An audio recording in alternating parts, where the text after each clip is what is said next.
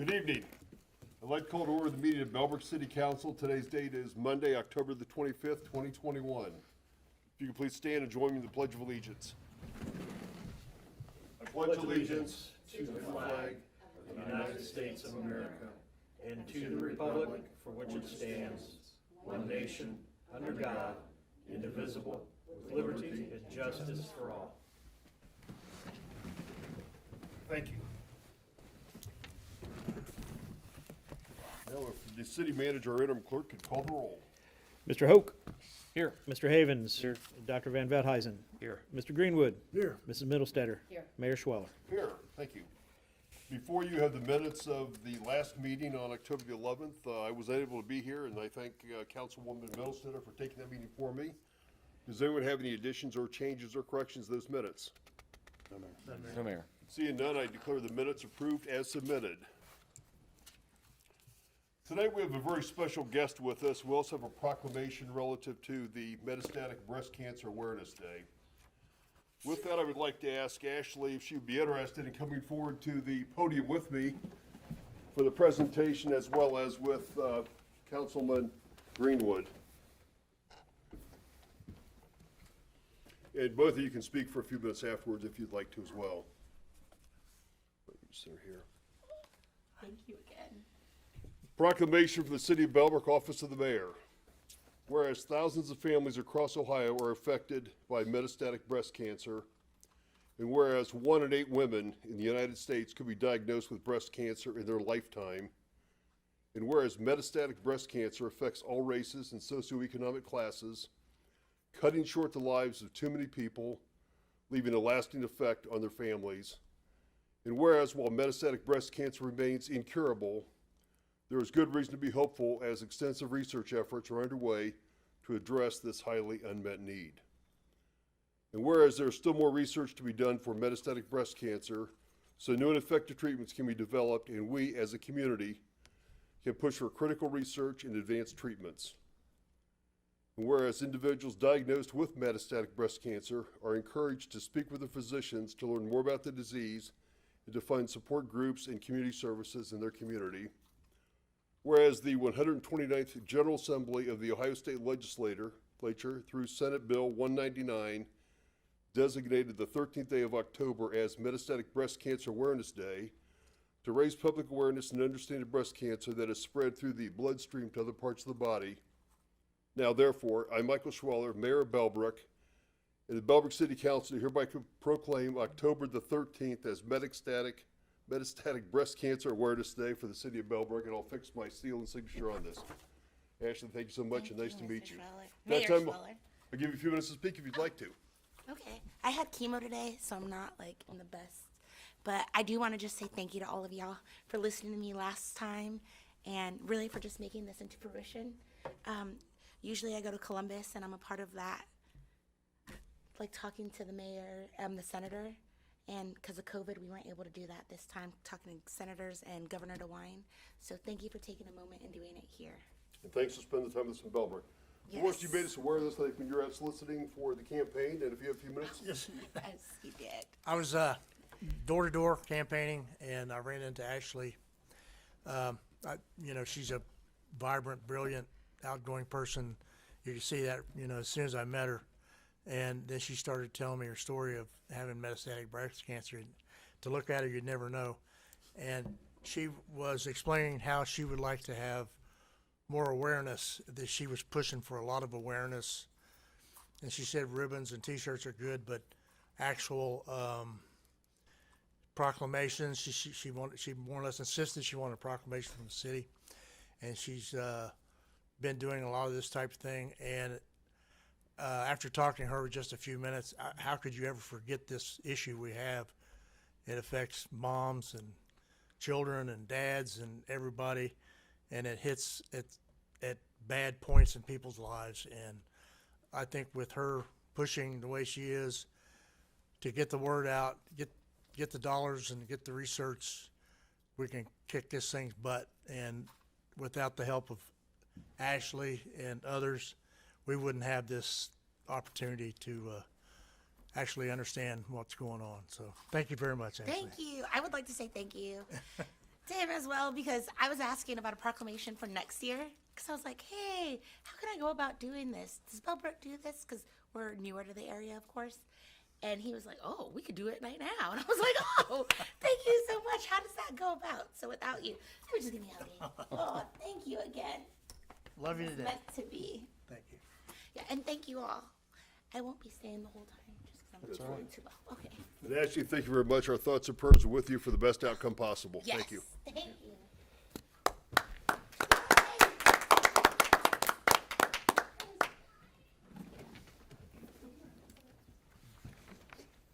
And Forrest, once again, thanks for bringing it to our attention. I think those type of events are ones that we will recognize in the city whenever we can. Thank you. Tonight, we have no public hearings. We have no introduction of ordinances, but we do have a resolution. Resolution 2021-CC. Councilman Hoke? Thank you, Mr. Mayor. Lost my voice a little bit at a football game this past weekend, so bear with me. Resolution number 2021-CC, authorizing an amendment to the cost not to exceed amount of the accepted bid for repairs and repainting of Water Tower Number 1 and expending funds to cover the cost of goods and services previously ordered for the project. Whereas this council previously adopted Resolution 2021-P, accepting the bids submitted by L&T Painting for the repair and repainting of Water Tower Number 1 at a cost not to exceed $99,340, and whereas the actual cost after investigation of initial repairs and repainting was $104,340. And whereas it has been determined additional components are in need of repair and repainting at a cost of $15,000, and City Council wishes to take advantage of the cost savings of having equipment and labor for the repairs mobilized on site during the original project, and whereas the funds for the added repairs are currently appropriated and available in the 2021 appropriations ordinance. Now, therefore, the City of Bellbrook hereby resolves, Section 1, the city manager is authorized to take all actions necessary to execute approval and payment of the repairs and repainting of Water Tower 1 and to expend the funds necessary to cover the cost of goods and services previously ordered for the project at a cost not to exceed $120,000. Section, it says Section 4. Sorry. Should that be Section 2? That should be two. We got some Scrivener's errors going on, yeah. Gotta find a new clerk. Thank you. That numbering in Microsoft products is really complicated. It really is. Section 2, that it is found and determined that all formal actions of the City Council relating to this adopting of this resolution were adopted in an open meeting of this council, and that all deliberations of this council and any of its committees that resulted in such formal action were in meetings open to the public in compliance with all legal requirements, including Section 121.22 of the revised code of the state of Ohio. Section 3, that this resolution shall take effect and be in force forthwith. Thanks, TJ. Yes. Rob, do you want any comments to it, or Yeah, certainly, there's a couple things going on? yeah, it pretty much self-explanatory. The main thing is once they were about complete, they recognized that although it could survive without, now would be a time to go ahead and do the standpipe portion of the tower as well. They offer to do it at a reduced cost because, again, they don't have to go through mobilizing, and they've got materials and personnel ready to go. So it's just a very, very smart thing to do. The initial inspection review of the tower, it included mainly the tower portion. To the eye, the structure looks good, but let's just start fresh and get it all done. And it just makes sense. Again, we had budgeted and assumed that the actual cost would have been higher. I believe there was $128,000 actually planned on in the budget for this particular project. So we still fall well within the what is currently appropriated. So there's no need for supplemental or anything. It is merely just a cost increase to the project itself. I would also note that the section 4 and 5 is published to actually be section 3 and 4. I think easily considered a scrivener's error, and I don't think that there's any need for actual amendment to the posted. That we would ask that the resolution as presented is considered for adoption, so we can finalize that project. Thanks, Rob. Any discussion amongst council on resolution 2021-CC? So just to clarify, after inspection, the $99,340, they added $5 more thousand just for additional repairs and repainting. That was above and beyond. And then the $15,000 is for the standpipe. That is correct. The actual quote for the work to be done came in at $104,340. The legislation with the bid, once they inspected and found out what materials were needed, there was an increase, the original quote. So there was that. That portion is pretty much done. Then there's the $15,000 additional for the remaining standpipe portion of it. Okay. Is that predominantly just a repainting, or are they also reinforcing any metal? Reinforcing metal. There's actually some valve replacement that's been done. So they, even though the company name is painting, they actually are full service. They do welding, any repairs needed, and they actually remove, replace, and reinstall valves and other significant pieces during the kind of repair, restoration, and repainting process. Is there any estimate on how many years, like if we do this preventative maintenance, how many years can this water tower last? You hope to get 15. Okay. We have inspected every year, every other year, something. Yeah, it has to be inspected, yes. But with some of the technology and the nanotechnologies of the coatings and the paints and things like that, you hope to have some extended wear. But of course, that's climate driven, and it depends, how acidic rain is, and all those things. Okay. And of course the contents on the inside with the water, that has effects as well. So. Okay. All right. It's 15 years until we need to do repainting Yeah. and repair, not build a whole new tower. Correct, yeah. If you maintain it and keep it going and repaired and refurbished like this, then your lifetime of that should be significantly more. The only significant change of that would be is increased demands, but then you would just build another tower for balance within the system, or pressure or flow increases. Okay. Yeah, this is only Tower 1, 2, we still have Tower 2 that Still we two, yep. did a couple years ago and Yep. all that, so we got Yep. both of them kind of lockstep to Yep. spend lots of money, great opportunities for expenditure. Yes. Any more discussion or comments on resolution 2021-CC? None, Mayor. Seeing none, can I have a motion, please? So moved. Thank you, and a second? I'll second it. Thank you. On a motion to adopt resolution 2021-CC, Mr. Hoke, Yes. Mr. Havens, Yes. Dr. Van Veldhuizen, Yes. Mr. Greenwood, Yes. Mrs. Middlestetter, Yes. Mayor Schweller. Yes. Motion carries. Thanks, Rob. We have no old business, nor do we have any new business, but we do have a city manager report tonight. Yes. Flip to that. City manager and also interim council clerk. Yeah. It's all working out. Okay, just a couple of items tonight. Update on our employment positions. Conditional offer was provided to a candidate for the planning and zoning administrator job. We are finalizing that. He will be providing notice to his employer, has submitted the background investigation packet information questionnaire so that we can go through that and verify. And at that time, we'll be able to confirm and solidify that into a final offer. Based on the timeline, we estimate that should be on board within 30 days. Shy of anything, and we don't suspect anything in the background. Just an initial review. Pretty quality candidate. A bachelor's degree from Wright State in urban planning, certified zoning instructor.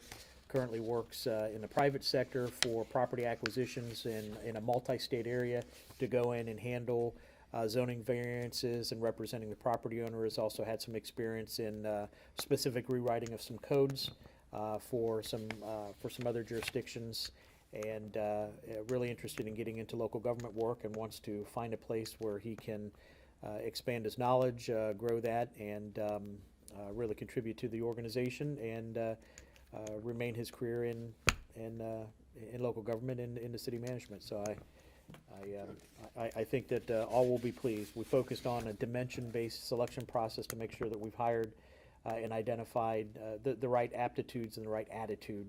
The skills we can train, those are all just logistics, but really dealing with these issues that are passionate and important to the community and to the council to make sure that we address some of the future zoning and planning needs as we look to revitalize downtown.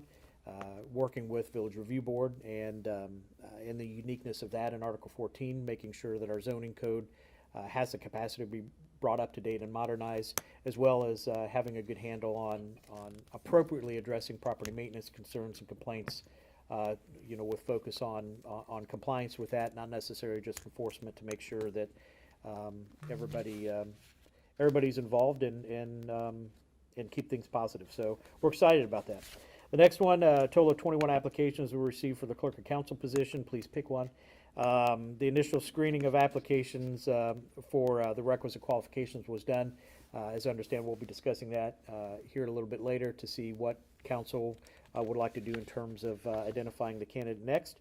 And the last bit of update was a streetscape study. Man, I have troubles with that. As you saw the notes in finalizing the comments in there, the pictures were really huge files. I don't know if anybody got them to open or not. They're pretty big. Yeah, click on the link. It's a link to a OneDrive. I can print them out if you'd like a copy of them. It's just they end up printing on plotter paper. So the comments kind of summarize it. So I actually have a conference call this week with them. There was a significant discussion about the bump out and the concerns there that seemed to be so they want to take all that feedback and consider that as valid and make some adjustments. So I'm going to give them the go-ahead to come up with an alternate plan to that to see what alternatives we have. And then I'd like to schedule, once we get through budget, what I'd like to do, if it's okay with council, is basically have Lynn come back after we have the draft and then have a work session specific to that particular project in terms of the final report, so that we can take that, we can certify that, adopt that as the study and as the plan, and then from there we can start identifying what projects, and then Kleinger's will then also assist us. They've got some staff experts on alternative funding and availability of potential grants, and we can look at what those would look like for availability of the 2022 cycle, and beginning moving forward with that. Very good. Okay. Before we have any questions of council, I want to publicly thank Rob for what he's done for the city. He's been here less than 90 days. And we've worked through probably about 60%, 70% of our budget. We're still working through a SSI accounting conversion. We got the streetscapes thing going on, and we haven't missed a beat. When our clerk resigned, I talked to Rob. I said, "Who are we going to get to fill in?" He said, "We'll fill in." I said, "Okay, we'll try that. We'll see but I don't want to give him any more stuff to do." And then I said, "Well, don't worry so much about the minutes. If we have to approve minutes later on, we'll do them." Well, tonight we approved all the minutes. The minutes are all kept current. So I just want to publicly thank Rob for what he's done. He hasn't missed a beat. He's taken a whole lot new responsibilities, and it's hard to believe he's been here less than 90 days, but he acts like he knows a lot about the city of Bellerick, so thank you very much. Yeah, I'll second that. Thank you. Thank you. My pleasure. It's a great community, and as I said, coming into the job, I learned about the community and just fell in love and excited to be able to participate. Happy to have you. Thank you. Any questions of the city manager report? Thanks, Rob. Good report. Thank you. I did just have one Sir? comment, sorry, with regard to the downtown streetscape. See, I got you doing it now. Thanks. I know there were a number of concerns about the bump outs or medians. I wouldn't want that just to be completely wiped off the table, because I've seen some cities that have implemented it really well, and I think some people are just scarred by some things that we have presently. If the context were set differently, if the concerns of, vehicles hitting curbs and that type of thing, if that were mitigated, I'd just like to see some alternatives just to show, hey, we're providing a little more infrastructure and it actually creates more parking. Yes. That type of thing. Yes, absolutely. And I think that'll be an important part of having them come back in for that work session, where they can provide, talk to some of their traffic engineers and check on things like radiuses, or is it radii? The various radiuses of the turns and stuff and how those would affect. So knowing that they've got those concerns now, how can they address those, but still accomplish the possibility of the traffic calming, increase in parking, et cetera. So let them get a chance to get to work with some alternatives considering the input, and then bring some of those suggested solutions back in a work session. Okay, and I'd also like to note, I saw a number of people were also very supportive of putting utilities underground, and I brought that up for, it's a great thing to do, plan for. I know it's expensive, but, if there's any freebies, the DPNL, or, sorry, DPNL, AES is given out. Yeah. Yes, we want to tap into every possibility. Yeah. Especially if they end up having to do a lot of maintenance with, trees. They've just got done with that, sweeping through the community and doing that. And also some of the poles that are leaning in constant maintenance. Sometimes maybe it's a good idea that they come in and eliminate those. Yeah. Okay. We'll try to influence them every way we can. Any more questions of the city manager? Moving on to committee reports. Service. Thank you, Mayor. The only thing I want to add to the water tower is these are inspections and they go in depth. So in the beginning of the inspection, the intent is to find weaknesses. And in this case, it proves to be a lot more economical to go ahead and repair this at this stage. I just want to make sure that everybody understands. Even though the cost is there, if we wait till later, the cost, I'm sure, would be a lot more.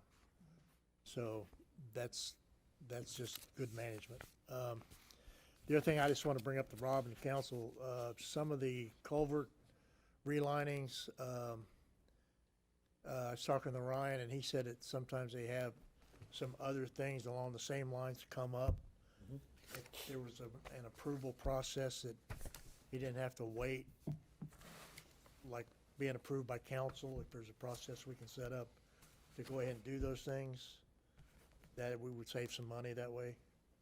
Is that something that, we could get, because it's like somebody shows up and they've got everything they need to fix something. You usually get a break, just like you did on the standpipes and stuff. So that's something maybe we need to think about. Absolutely, yes, and we want to, as we dive into the capital side of things, obviously with one of the focuses being stormwater management and those culverts and lower hillside and some of the other areas that we want to impact and address, having aggressive ways to be able to maximize the use of the dollars rather than, because time will just cost you money.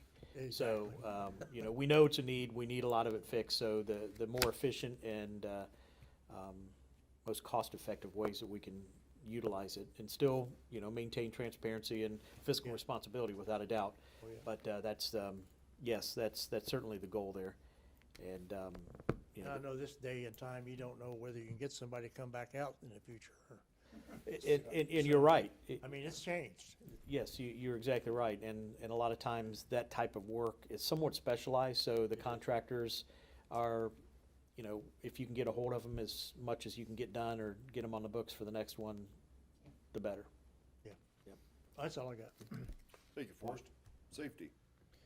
Yep, this is more of just a follow-up with the city manager predecessor. We were working a project for tornado sirens, just trying to recollect or renew some estimates based on the assumption that costs of systems had dropped considerably. Just wanted to make sure, understand if there's anything that we need to work through yet, or any obstacles that we got to work around, please let us know.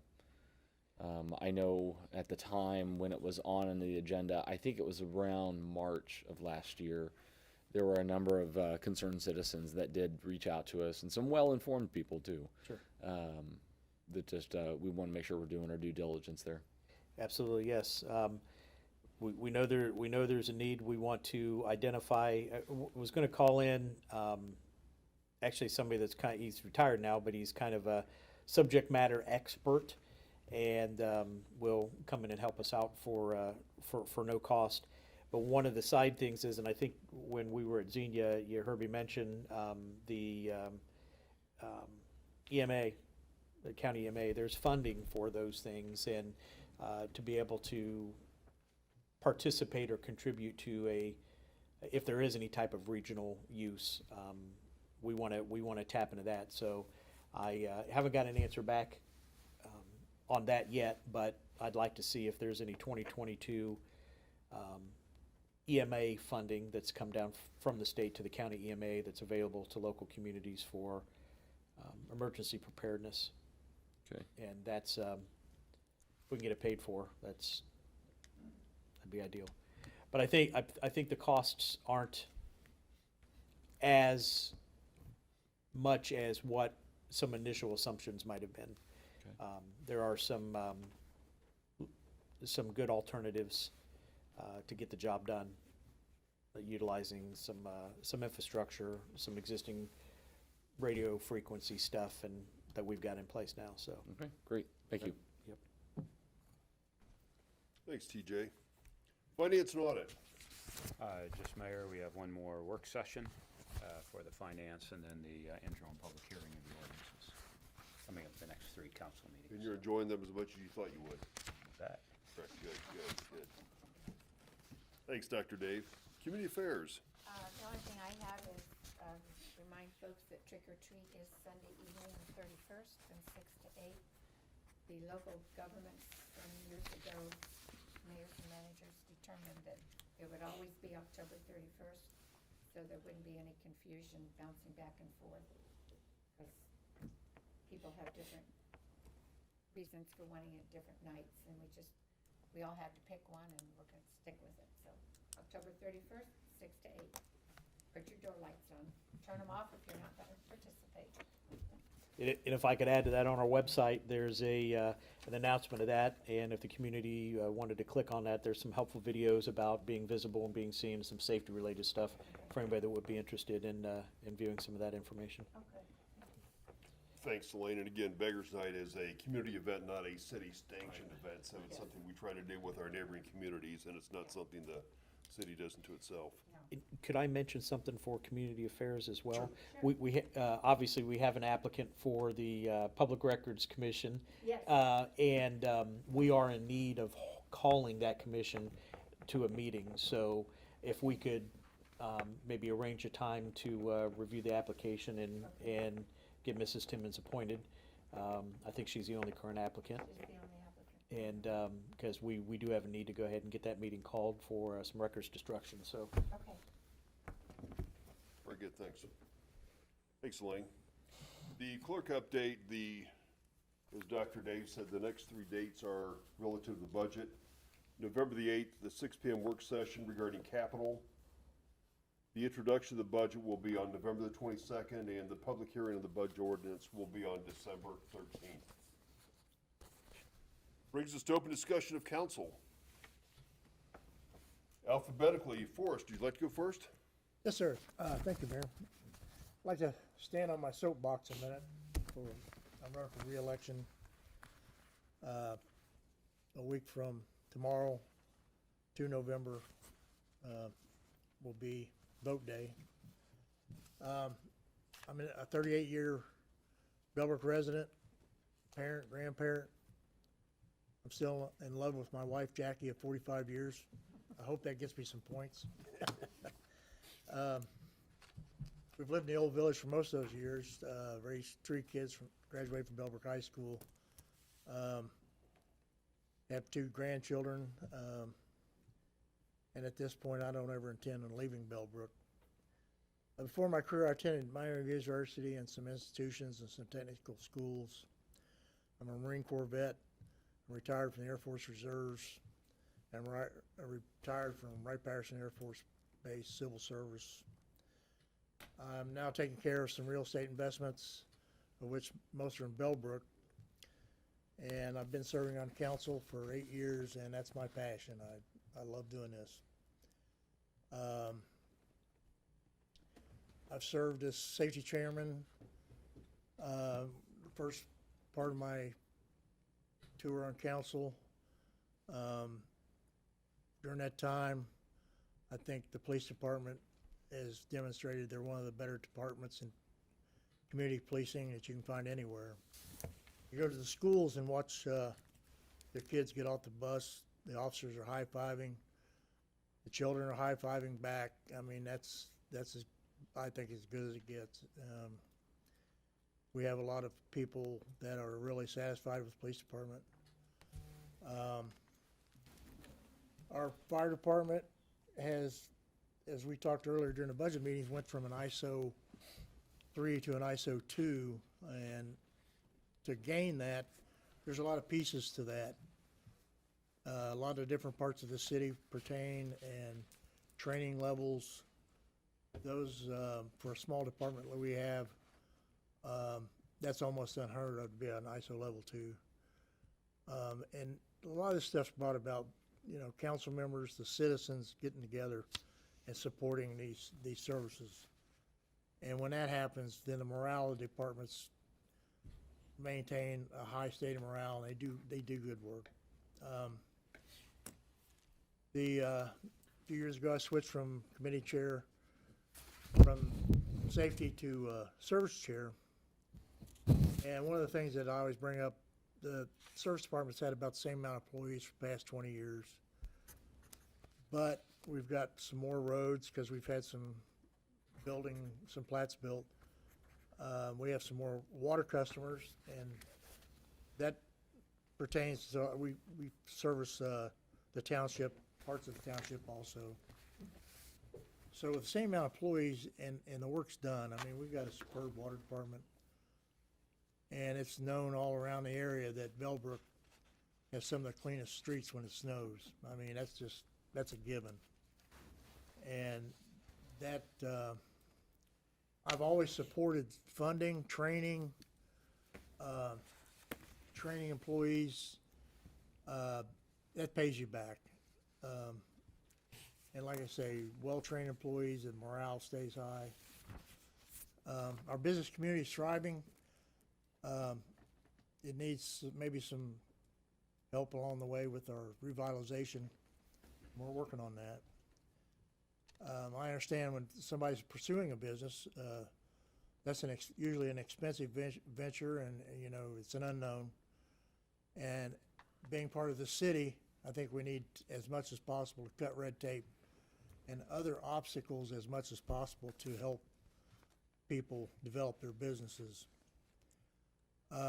We've also, you know, we've got the plans in place to revitalize the old village district so we can improve business.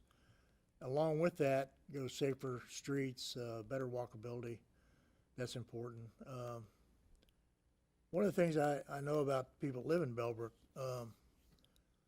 most of the people who live in Bellbrook go to work or school. They come home, enjoy their family and friends, and they live their lives and pursue their happiness. You can see by looking at our neighborhoods, our citizens have prides in their homes and property. And what you see on display is some of the best kept neighborhoods anywhere. I'm talking about all parts of the city. The citizens, if they call for police or fire, they want them to come. They want the streets in good repair. And if it snows, they want the roads to be cleared. And we're very fortunate to have plenty of good, pure, and inexpensive water that we have developed and maintained at the highest levels. We have that small town feel, and our motto, small town friendly, is not just something nice to say, but it is true. My belief is in our city needs to provide services to the citizens that they can't do on their own. We run the city on the fewest amount of employees possible. Our employees usually wear several different hats, so to speak. We talked about that earlier. Rob's got a bunch of them. And our services, I feel, are a bargain, and other cities envy our low costs. As one of the 3 cities with no income tax, dealing with COVID and managing with cuts in monetary funds from the state, We have not missed a step, and our city is strong. We have always had stormwater issues, and we will continue working on those, large and small. The issues with the Little Sugar Creek Road is being managed and will continue. Management of our city depends on a strong council with citizen support. A successful councilman is in touch, respects, and communicates with citizens and brings everyone together to decide on the best solutions. I may not be as good as a Viking Harold Gordesman, nicknamed Bluetooth, but I enjoy trying to bring people together, and I want to serve our city, continue working hard to keep Bellbrook the best place to live for our citizens and families.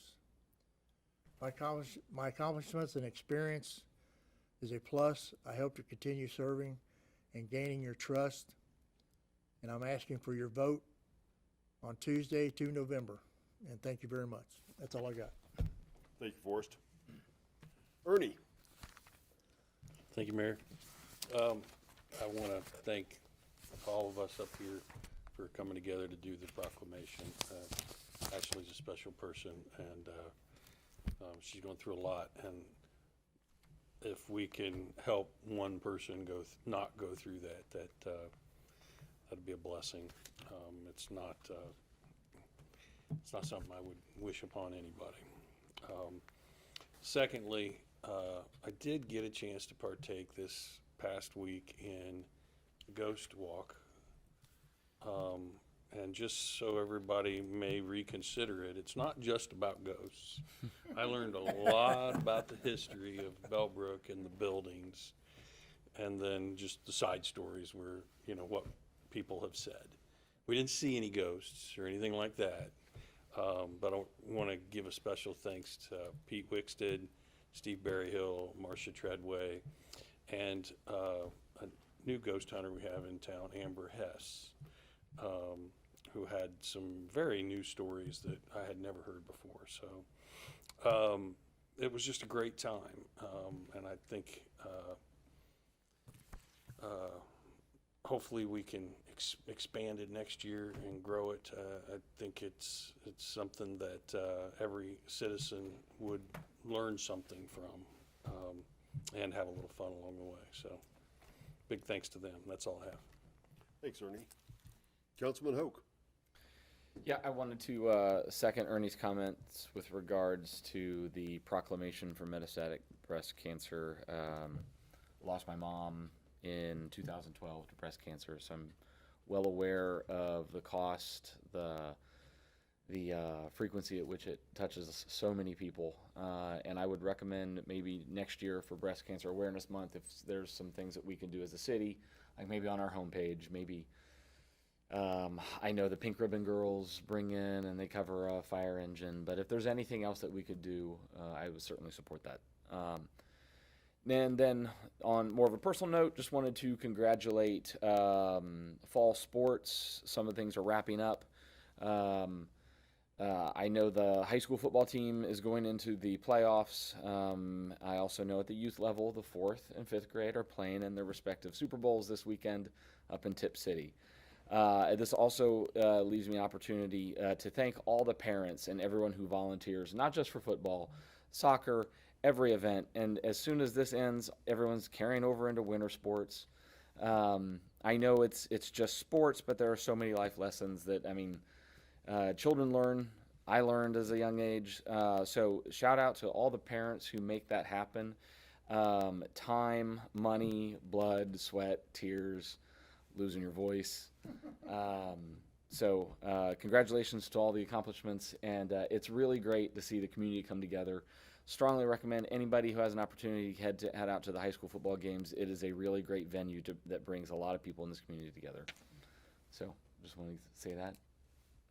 Thank you, TJ. Yeah. Councilwoman Middlestetter? I echo to the breast cancer awareness. Touched my family as well. So glad we can do what we've done and would look forward to adding to that again. And the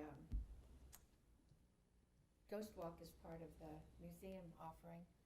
We've got some things coming up for the rest of the year at the museum, so for a town our size, we have a really great little museum. I hope, Incredible. if you haven't been, I know the hours are fairly restricted, but make a point to go down and see it. There's a quilt exhibit now that's part of the rotating exhibit in the front room, so take advantage of our local history and see where we came from. Get involved with it. Do you know what the artifact was? I keep meaning to ask Judy, that was on display as part of the contest. I'll have to ask her. I'll have to ask her. It's driving me crazy. I I gotta know- find out what it was. I know what it was, but I can't remember. Sorry, I'll find out. I should know. Thanks, Elaine. Dr. Dave? Just two things, Mayor. One, this weekend, seeing the art festival, walking downtown, drew a few people in, especially after last summer.